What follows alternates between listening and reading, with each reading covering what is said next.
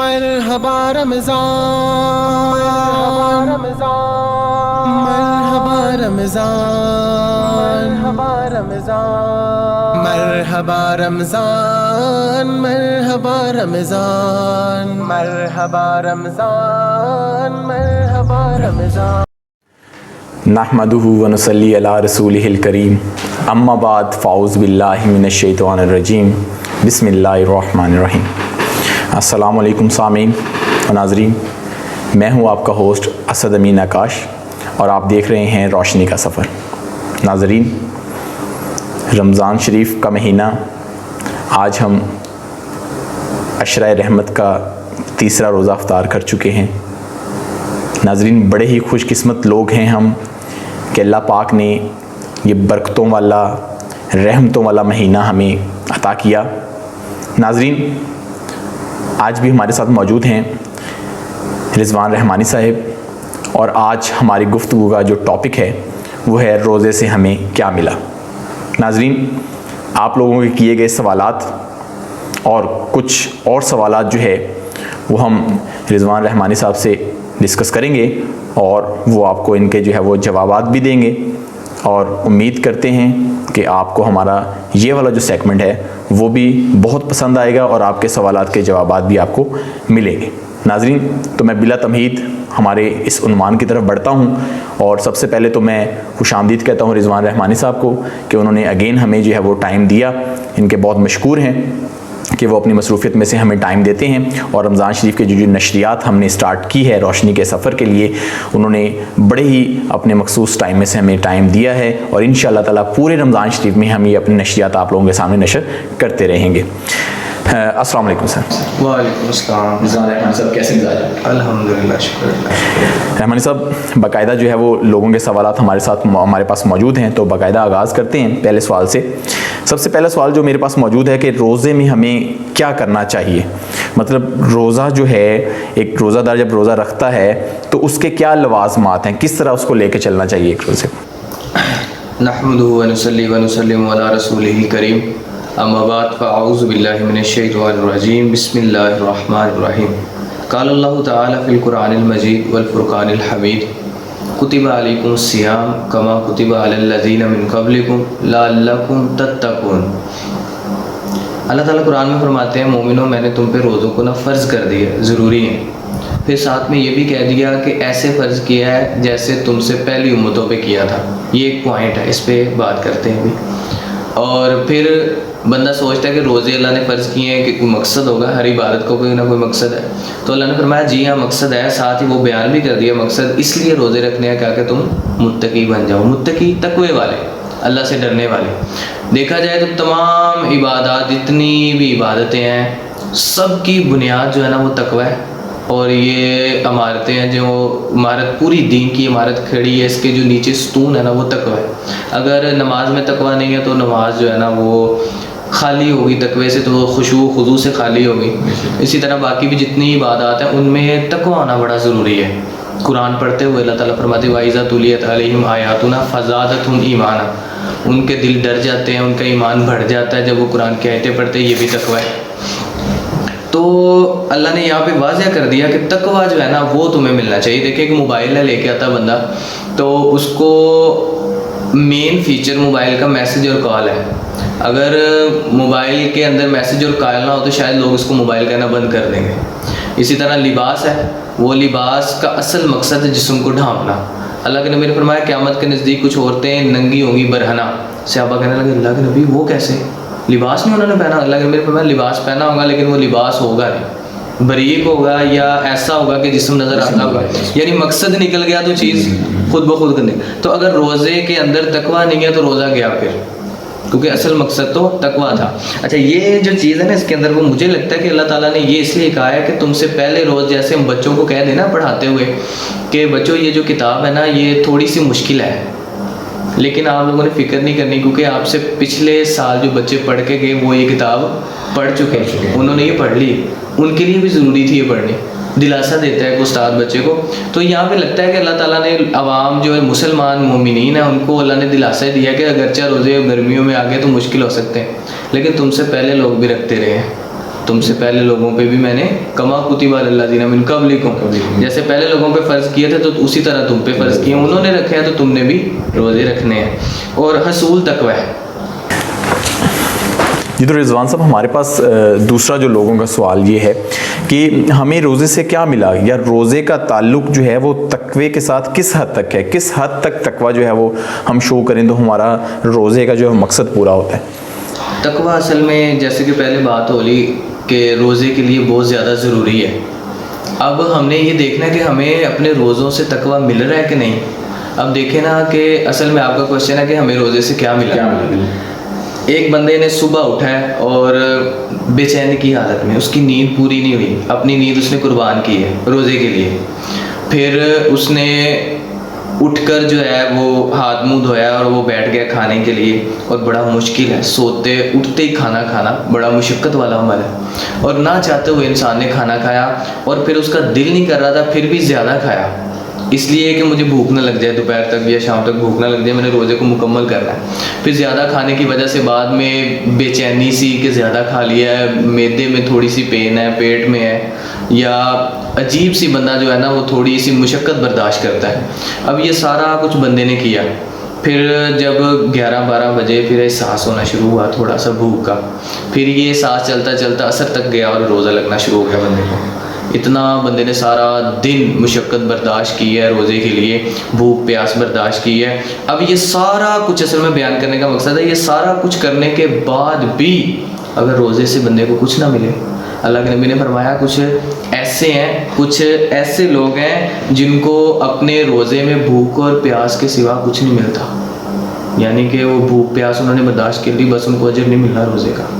وہ ایک اور حدیث میں اللہ کے نبی نے فرمایا کہ جو بندہ جھوٹ بولنا نہیں نہ چھوڑتا روزے کو دوران بھی، روزہ رکھا ہوا جھوٹ بول، اللہ تعالیٰ کو اس کے ایسے روزے کی ضرورت نہیں ہے۔ مطلب تقوی کی بھی شرائط ہیں، شرائط ہے بالکل بے شک۔ تقوی یہ ہے کہ دیکھیں 11 مہینے میں یہ عمل کرتا رہا ہوں، اور آج جو رمضان آ گیا اور میرا روزہ ہے، تو پہلے میں جھوٹ بولتا تھا، اب میں بولنے لگا ہوں، میں ڈر گیا ہوں، میں رک گیا ہوں، مجھے فوری یاد آیا کہ میرا روزہ ہے۔ یہ تقوی ہے، یہ تقوی کا لغوی معنی ڈر ہے، اللہ تعالیٰ سے ڈر جانا، پرہیز کرنا۔ تو اس کے بارے میں عبداللہ ابن عمر کی بھی بڑی مشہور حدیث ہے، وہ کہتے ہیں میں ان سے پوچھا گیا کہ تقوی کیا ہے، وہ کہتے ہیں جیسے میں جھاڑیوں سے چلوں اور اپنے کپڑوں کو بچاؤں کہ ان کے کانٹے میرے جو لباس ہے اس کو پھاڑ نہ دیں۔ تو یہی انسان زندگی میں چلتے ہوئے ایسے اپنے آپ کو بچائے، جیسے کانٹوں سے بچاتا ہے یا پانی زمین پہ اس سے بچاتا ہے اپنے آپ کو، ویسے گناہوں سے بچائے اپنے آپ کو، یہ تقوی ہے۔ جی تو رضوان بھائی، ہمارے پاس ایک اور لوگوں کا بھی کوسچن اور لوگوں کی زبان پہ اکثر یہ بات رہتی ہے کہ اگر روزے میں تقوی نہ ہو تو پھر روزے کی کیفیت کیسی ہے، پھر روزہ کیسا ہے؟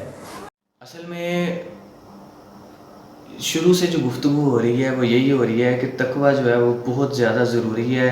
جیسے اللہ کے نبی نے فرمایا کہ جو نمازیں خشوع و خضوع سے خالی ہیں وہ نمازیں ایسے ہی ہیں جیسے جان نہیں کسی انسان میں، جو نمازوں میں جان نہیں ہے۔ اس کے متعلق بڑا زبردست ایک واقعہ ہے، عبداللہ بن عمر رضی اللہ تعالیٰ، وہ بہت شدت کی گرمی میں ایک جگہ بیٹھے تھے، شاید وہ کسی کام سے تھے، اور ایک درخت کی چھاؤں میں بیٹھ گئے۔ اور پہلے آپ کو پتہ ہے عرب کے صحرا ہوا کرتے تھے بڑے بڑے، کہیں درخت ملا تو اس کے نیچے بیٹھ جانا۔ تو وہاں پہ وہ بیٹھے ہوئے تو انہوں نے شخص کو دیکھا کہ ہارڈ بھی جس کو گرمی کہتے ہیں نا، بہت زیادہ لو چلنے والی گرمی، اس میں ایک شخص کو دور سے آتے ہوئے دیکھا، وہ کافی زیادہ 100-200 بکریاں اس نے اپنے آگے لگائی ہوئی اور بکریاں چرا رہا ہے اتنی گرمی میں۔ جب وہ پاس آیا نا تو پاس سے گزرا تو عبداللہ بن عمر رضی اللہ تعالیٰ کہنے لگے، عمر بن خطاب کے بیٹے ہیں عبداللہ بن عمر رضی اللہ تعالیٰ، فرمانے لگے آؤ ہمارے ساتھ کچھ کھا لو۔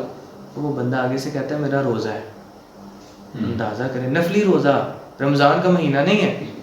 تو عبداللہ بن عمر بڑے حیران ہوئے، یار اتنی گرمی اور سب سے مشقت والا کام بکریاں چرانا، اور اتنی گرمی میں اور روزے کے ساتھ، بہت زیادہ حیران ہوئے۔ پھر کہتے چلو میں دل میں آیا کہ اس کو آزما کے دیکھوں کہ تقوی اور روزہ دونوں لازم و ملزوم چیزیں ہیں، دونوں چیزیں لازم و ملزوم ہیں۔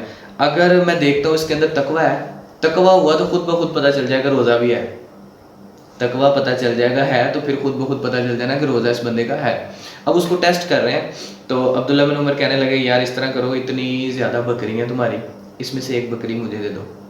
کہنے لگا نہیں میں یہ بکری نہیں آپ کو دے سکتا، یہ میرے مالک کی ہے، میرا مالک یہودی ہے اور میں ایمانداری سے اس کی بکریاں چراتا ہوں. آپ کو میں اس کی یہ بکری نہیں دے سکتا بالکل بھی, یہ میری نہیں ہے, میں چروانے والا ہوں, میں غلام ہوں کسی کا, اور یہ میری ذمہ داری ہے جو میں پوری کر رہا ہوں. تو وہ آگے سے سن کے اور بھی حیران ہوئے کہ یہ ایمان والا مسلمان بندہ یہودی کا غلام اس کی بکریاں چراتا ہے اور نفلی روزہ رکھے. تو عبداللہ بن عمر رضی اللہ تعالیٰ کہنے لگے نہیں یار ایسے کرو, اس کو کس نے بتانا ہے, اس کو پتہ نہیں چلنا, ایسے کرتے ہیں آدھا گوشت تم رکھ لینا, ادھر ہی ذبح کرتے ہیں بکری کو, پیسے بھی دیتا ہوں پوری بکری کے, اور آدھا گوشت تم لے جانا گھر, بچے تمہارے بھوکے ہوں گے, غریب ہو تم کھا لیں گے, آدھا ہم ادھر کھا لیتے ہیں. وہ کہنے لگا نہیں, بڑا اس کو منایا, کہتا نہیں وہ جو میرا مالک ہے نا اس کے ساتھ میں برا نہیں کر سکتا. اب یہ تقوی ہی ہے, وہ ڈر رہا ہے کہ میں نے گناہ نہیں کرنا روزے کی حالت میں.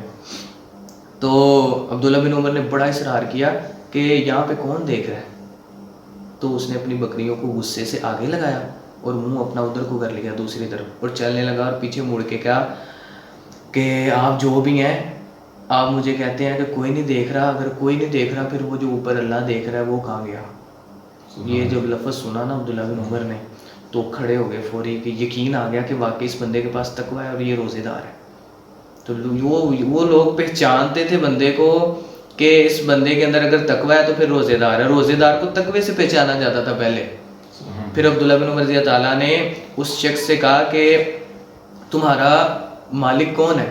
یہ نہیں ہو سکتا کہ اتنا ایماندار بندہ, تقوی والا بندہ, مومن, نفلی روزے رکھنے والا کسی یہودی کا غلام ہو.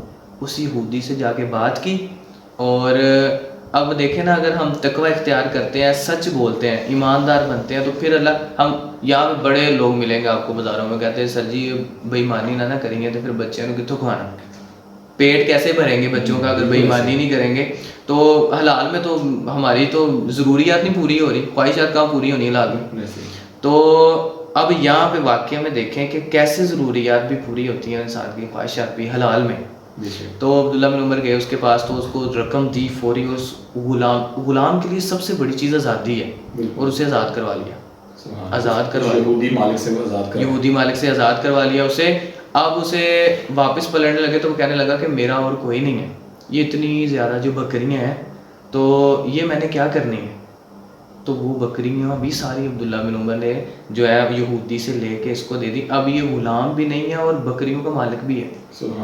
وہ یعنی کہ دین کے رستے میں جو ہے نا تھوڑی مشقت ہے, لیکن اس کے انما العسر یسرا, تنگی کے بعد آسانی, اور تقوی کا کیا اب ثمر ملا. اب اصل چیز ہے کہ اس کو نفلی روزے سے تقویٰ مل گیا, تو ہم دیکھیں ہمیں کیا فرضی روزے سے ہمیں تقویٰ مل رہا ہے کہ نہیں.